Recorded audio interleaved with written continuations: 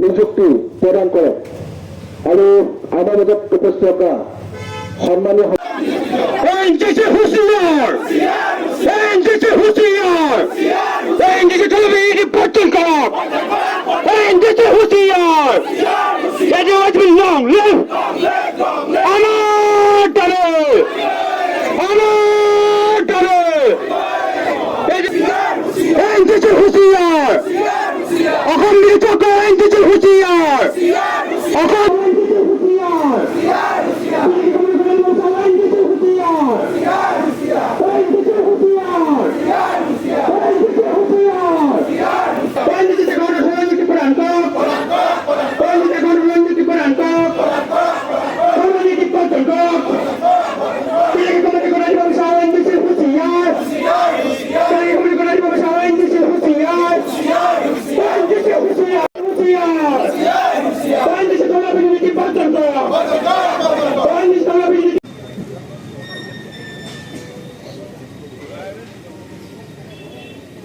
আজি অসম ONGCৰ থলুৱা বিৰোধী নীতি কাৰ্যক আমি অসম জাতীয়বাদী যুৱ ছাত্ৰ পৰিষদে তীব্ৰ ভাষাৰে গৰিহণা জনাইছোঁ। অতি শেহতীয়াকৈ ONGCয়ে যি উৎপাদিত লাভজনক যি খনন ৰিগ ছাউথ এছিয়া নামৰ এটা বিদেশী কোম্পানীক গতাই দিয়া কাৰ্যক আমি তীব্ৰ ভাষাৰে গৰিহণা জনাইছোঁ আৰু এই কাৰ্যৰ পৰা অতি শীঘ্ৰে প্ৰত্যাহাৰ কৰিবলৈ আমি ONGCক দাবী জনাইছোঁ। আৰু ONGCয়ে অসম বিৰোধী যি থলুৱা বিৰোধী নীতি এই নীতিৰ বিৰুদ্ধে আজি গণবিক্ষোভ কাৰ্যসূচীৰ জৰিয়তে আমি অসম জাতীয়বাদী যুৱ ছাত্ৰ পৰিষদে ONGCক ক'ব বিচাৰিছোঁ যে ONGC অতি শীঘ্ৰে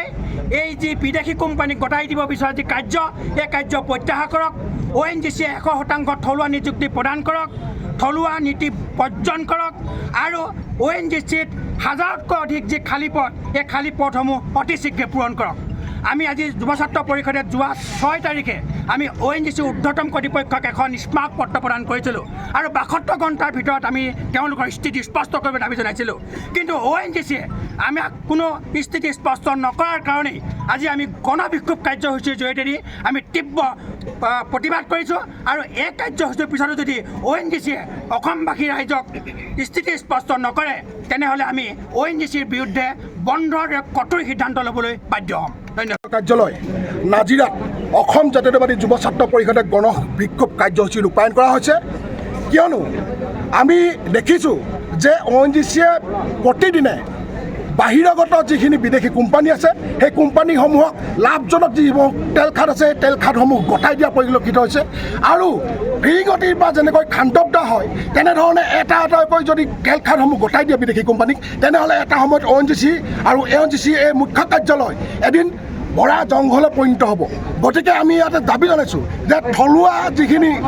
নিবনুৱা আছে সেই থলুৱা নিবনুৱাসকলক ইয়াতে নিযুক্তি প্ৰদান কৰক। আমি এটা দাবী জনাইছোঁ যে বিভিন্ন ধৰণৰ GJSত যিখিনি ঠিকাভিত্তিক কৰ্মচাৰী আছে সেই কৰ্মচাৰীখিনিক বাহিৰাগত UP, বিহাৰ, মধ্যপ্ৰদেশ, ৰাজস্থান বিভিন্ন ধৰণৰ ঠাইৰ পৰা যিখিনি ঠিকাভিত্তিক কৰ্মচাৰী সেই কৰ্মচাৰীখিনি নিযুক্তি দিছে আৰু আমাৰ থলুৱা যিখিনি ল'ৰা আছে সেই ল'ৰাখিনিক উলিয়াই দিয়া হৈছে। গতিকে আমাৰ এই অসমীয়াৰ যিখিনি স্বাভিমান, যিখিনি অসমীয়া ইয়াত প্ৰভুত্ব থাকিব লাগিব, যিখিনি ন্যায় পাব লাগিব সেই ন্যায়ৰ পৰা কিন্তু ONGCয়ে থলুৱা মানুহখিনিক বঞ্চিত কৰিছে। গতিকে অনাগত সময়ত যদি ONGCয়ে এই কথাখিনি যদি অসম জাতীয় যুৱ ছাত্ৰ পৰিষদে এই দাবীখিনি যদি পূৰণ নকৰে তেনে অনাগত সময়ত ONGCৰ বিৰুদ্ধে তীব্ৰভাৱে গণতান্ত্ৰিক আন্দোলন কৰিবলৈ বাধ্য হ'ম আৰু ONGCক সম্পূৰ্ণ বন্ধ কৰি দিয়া হ'ব, সম্পূৰ্ণভাৱে ইয়াত বন্ধ কাৰ্যসূচী ৰূপায়ণ কৰা হ'ব।